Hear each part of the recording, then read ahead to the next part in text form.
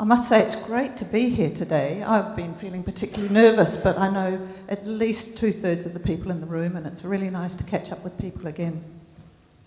And I think it's going to be a really interesting day. I'm looking forward to hearing what all the speakers have to say. So, what is sentience and why was it included in the Animal Welfare Act? That was the title I was given. So what is sentience? Well, we're going to talk about that today, so I'm not going to say too much more about that. Why was it included in the Animal Welfare Act? Well, I do have a few things to say about that.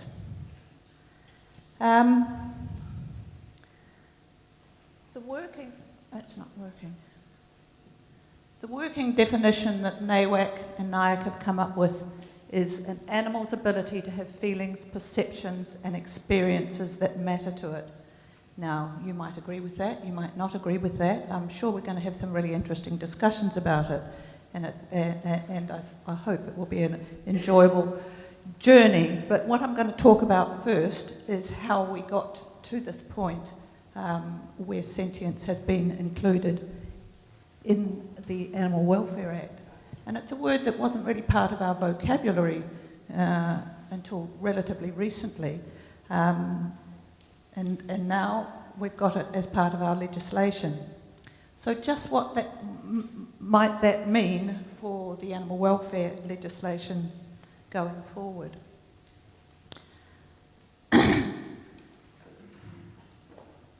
So first, a little bit of history.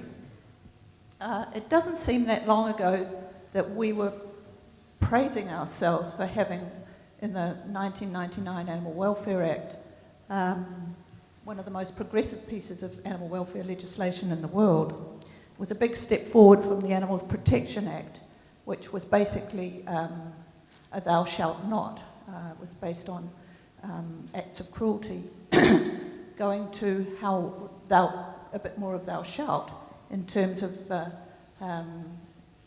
how we should treat animals.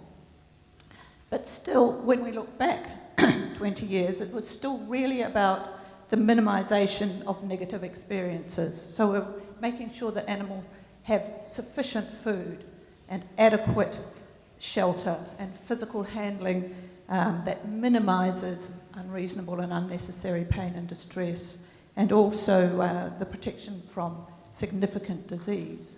It's only really with the opportunity to display normal patterns of behaviour that we're looking really towards something that's a little bit more positive.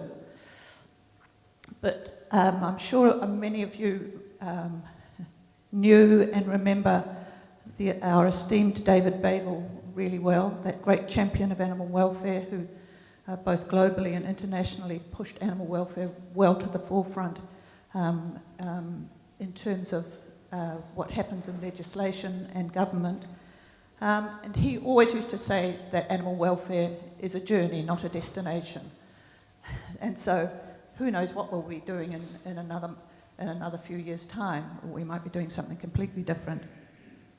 But here we are, another step along the way. We've acknowledged sentience, and we're wondering what on earth it all means.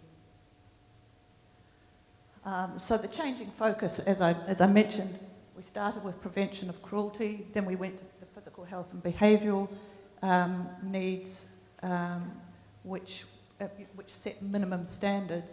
And now, with sentience, well, there's something more, and something more positive, definitely.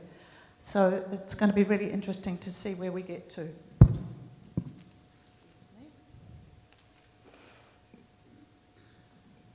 So I'd just like to talk a little bit about where sentience came from in terms of animals. It wasn't until about 15 years ago that the word started to be used quite widely in terms of animals, in relation to animals.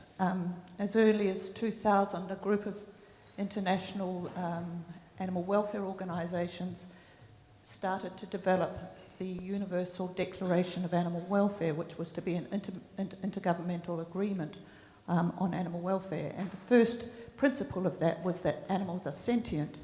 Now, they didn't define that, but what they did say was it meant that animals were deserving of due consideration and respect, which, yes, of course it's right, but it still doesn't give us too many clues about what's going on. New Zealand signed up to the Universal Declaration of Animal Welfare in 2008, but so we also acknowledged sentience at that point, animal sentience. But it wasn't until the 2013 Animal Welfare Strategy that was published by MPI that we actually see it appearing in government circles. So, of course, animal welfare is important for the animals. From the governmental point of view, it's very important for our reputation, which was why the Animal Welfare Strategy was instituted. And so these were the reasons that we thought it was necessary. It matters how animals are treated, we've got responsibilities towards them, and it's acceptable to use animals as long as that use is humane. Why did we need a strategy? Here we are. Animals are sentient. But it's described as they can feel pain and distress, which is really still just a negative way of looking at sentience. And we'll see down the bottom here, which is, that's not working. No, it's not working. The last one, where animal welfare can damage our reputation, which is one of the important things from a governmental point of view that we have. And then in 2015, we get sentience included in the legislation. Not without a bit of a fight.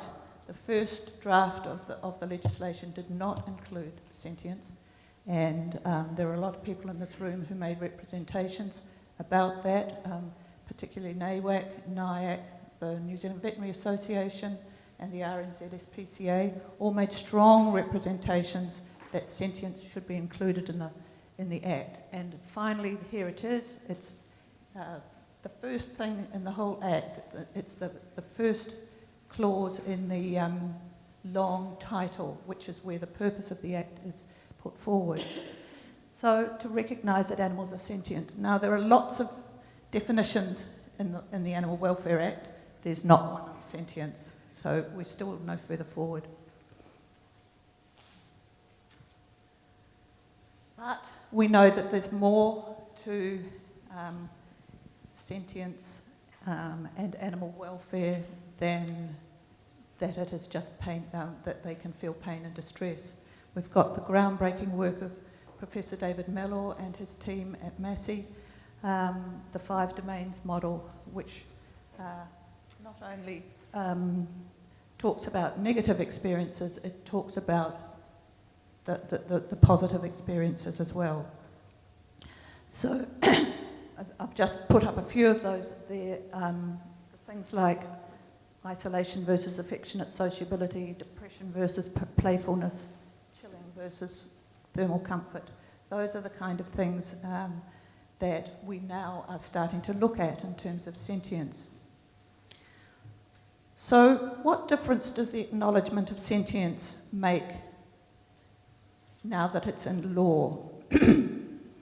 If we talk about sentience in terms of the ability of animals to have experiences that matter to them, there are any number of examples where this just can't happen at the moment. We have sows in crates that can't build nests, which is an innate behaviour for them. So that kind of behaviour is denied to them. Our dairy industry protocols require, obviously, that calves are removed from their mothers soon after birth. So that whole nurturing process, which is one of the positive things in the 5 domains, can't take place. We have research animals living in barren environments, and companion animals suffering breathing difficulties simply because they're bred to conform to an unnatural conformational standard. Yes, most of these animals are nutritionally satisfied. They may be treated appropriately when ill or injured. Many, but not all, have appropriate shelter. Many, but not all, are appropriately handled. Many, but not all, can display normal patterns of behaviour.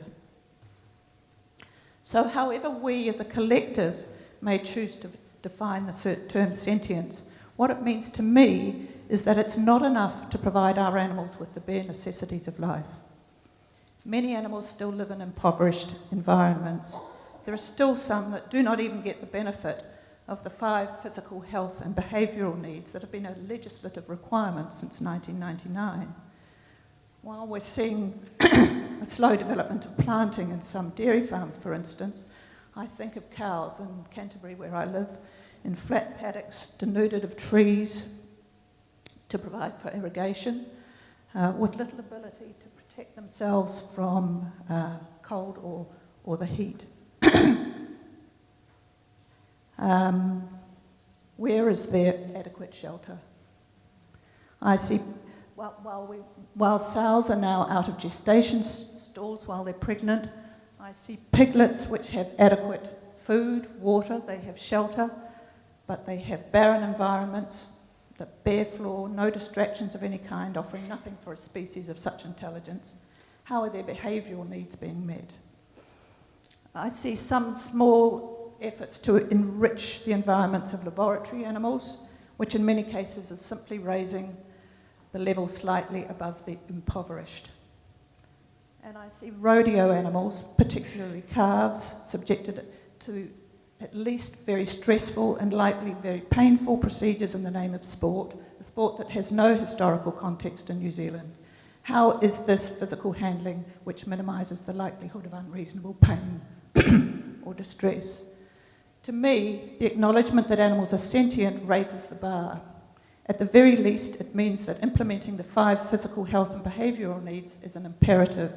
If we think of animals as having feelings, perceptions and experiences that matter to them, is it good enough, for example, to denude the landscape of any vegetation that might provide some protection from the weather? Is it good enough to prevent animals from displaying normal patterns of behaviour that are innately important to them? These and other questions are what we'll be looking at and discussing through the day. And I must say, I'm looking forward to seeing where we get to.